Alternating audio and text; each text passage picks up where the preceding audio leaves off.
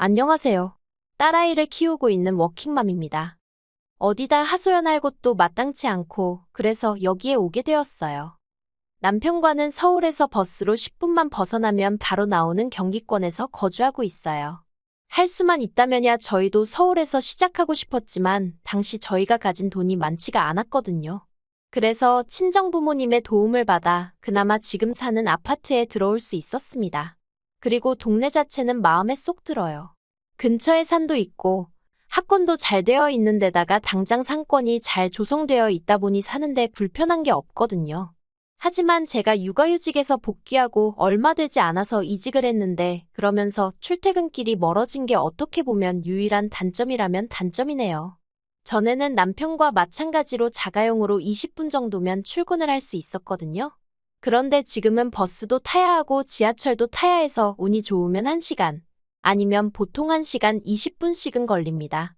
왕복으론 거의 3시간 가까이 걸리는 셈이지요. 그렇다 보니 집에 오면 말 그대로 파김치가 되어 있기 일쑤였어요. 사실 애만 아니었다면 이직할 일도 없었을 거예요. 원래 다니던 회사도 잘 다니고 있었고 월급도 많았던 건 아니지만 그렇다고 크게 부족하지도 않았거든요. 그런데 어머님 아버님의 성화로 저희 계획보다 이르게 아이를 갖게 되었습니다. 그리고 애를 키우는데 돈이 많이 든다는 건 알고 있었는데 그게 제 예상보다 훨씬 많이 들더라고요. 게다가 엄마 마음이란 게 제 자식이 남한테 치이는 꼴을 보고만 있을 순 없잖아요? 정말이지. 뭐라도 해줄 수만 있다면 더 해주고 싶고 그렇잖아요. 저도 별반 다르지 않았지요. 산후조리원에서 만난 여자들부터 시작해서 여기저기서 말이 들려오니까 하루라도 빨리 뭐도 가르쳐야 될 것 같고 옷도 먹는 것도 좀 더 좋은 걸로 챙겨주고 싶어지고 여러 가지로 조바심이 나더라니까요. 그런 와중에 복귀한 회사는 저를 어찌나 서럽게 하던지요. 비록 제가 대기업을 다니고 있던 건 아니어도 동네 구멍가게도 아니고 그래도 나름 직원 수도 100명이 넘고 연매철도 몇십억인 그런 곳이었거든요. 그런데 애엄마에 대한 인식은 아주 저질도 그런 저질이 없었습니다. 회사에 복귀하고 얼마 되지 않았을 때였어요. 사장실로 호출을 하길래 갔더니 퇴직금 얼마 챙겨줄 테니까 알아서 제 발로 나가라는 거예요. 자기는 애 문제로 자리 이탈하고 회사 일에 집중 못하는 그런 직원은 필요 없다면서요. 하지만 저는 그 말이 어처구니도 없고 가당치 않다 싶어서 따르지 못한다 알렸습니다. 마음 한켠으론 묵묵히 버티면서 제 할 일만 잘해내면 사장도 자기가 잘못 생각했다는 걸 깨닫고 저에게 미안해할 거라고 생각하면서 말이에요. 하지만 제가 너무 순진했던 거지요.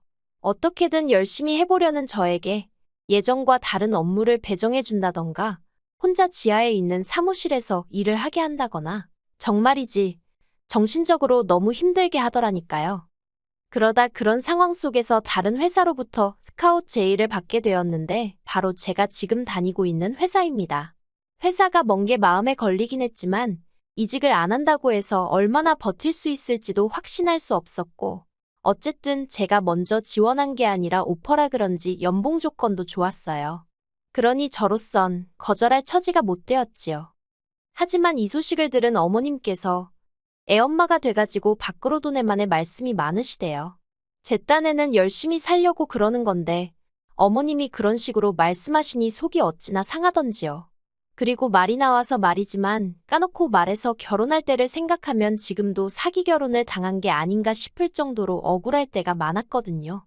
일단 결혼 전까지만 하더라도 어머님 성격이 저런 줄은 꿈에도 생각을 못했고요. 여러 가지 이해 못할 행동도 많이 하셨어요. 처음 제가 시댁에 인사를 드리러 갔을 때 전 어머님의 얼굴을 보고 깜짝 놀랐습니다. 사람이 어떻게 살아왔는지 얼굴을 보면 다 드러난다고 하잖아요. 저희 어머님은 뭐라고 해야 할지 미운 주름이 많으셨어요. 인상 쓸 때 생기는 미간주름이라던가 처진입꼬리 주름이라던가 그런 거요. 게다가 말씀도 어찌나 괄괄하게 하시는지 보통은 아니겠구나 싶었지요.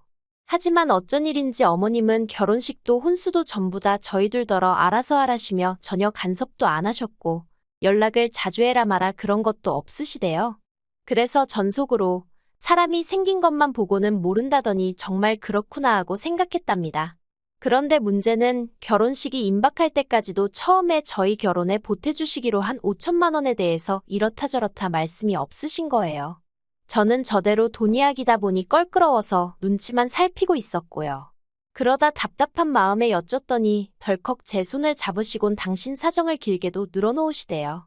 그리고 그때는 식은 코앞이지. 어머님하고는 그럭저럭 정도 들었지. 그래서 제가 냉정하게 상황 파악을 못하고 남편이랑 상의 끝에 어머님이 해주신다던 돈은 대출을 받아서 해결했답니다.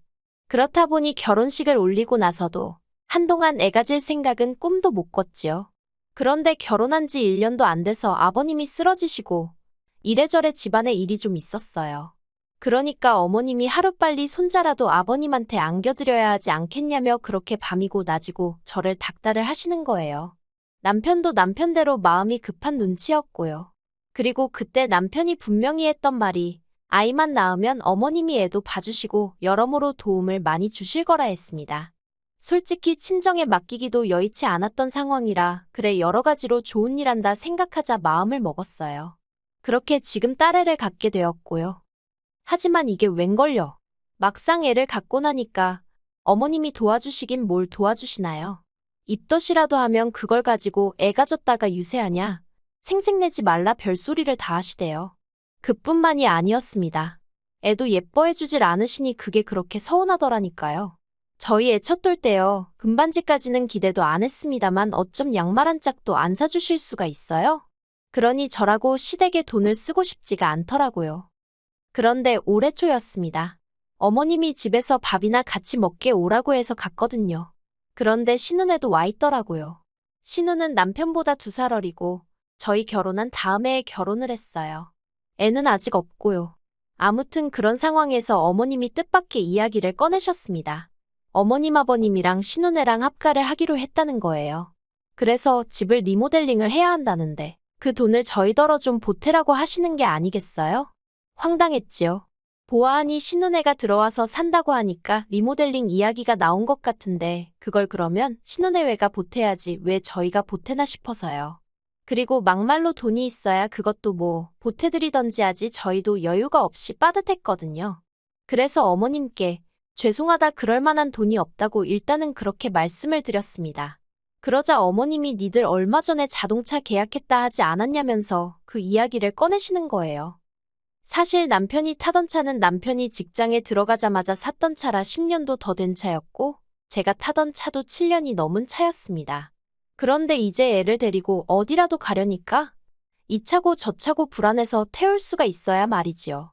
그래서 조금 무리한다 싶기는 했지만 가족용 SUV를 한 대 계약을 하긴 했었어요. 그런데 어머님이 저희더러 지들 차 살 돈은 있고 당신 리모델링비는 못 내주냐면서 얼마나 짜증을 내시던지. 신우남편도 있는 자리라서 제가 더 세게 나가지는 못했지만 저렇게 막무가내일 수가 있나 싶더라니까요. 그래도 결국은 어쨌든 돈이 없으니 리모델링비는 못 해드렸어요. 듣자 하니 신혼의 집 팔고 빚 갚고 얼마 남았던 모양이라 그 돈으로 하기로 했다더군요. 이건 여담이지만 신혼애가 어머님네 들어가서 살게 된 게 신우가 신우남편 몰래 동네 여자들한테 거짓말을 치고 돈을 빌려다 쓴 모양이 돼요. 남의 돈으로 주식도 하고 여행도 다니고 솔직히 신우남편이 정말 몰랐을까 싶기도 한데 아무튼 꼬리가 길면 밟힌다고 그러고 다니는 걸 신우한테 돈을 빌려준 몇몇 여자들이 수상쩍게 생각하곤 경찰에 신고를 했나 봅니다. 그래서 합의를 해야 하네 어쩌네 그러면서 일이 커져가지고 집까지 팔게 된 거지요.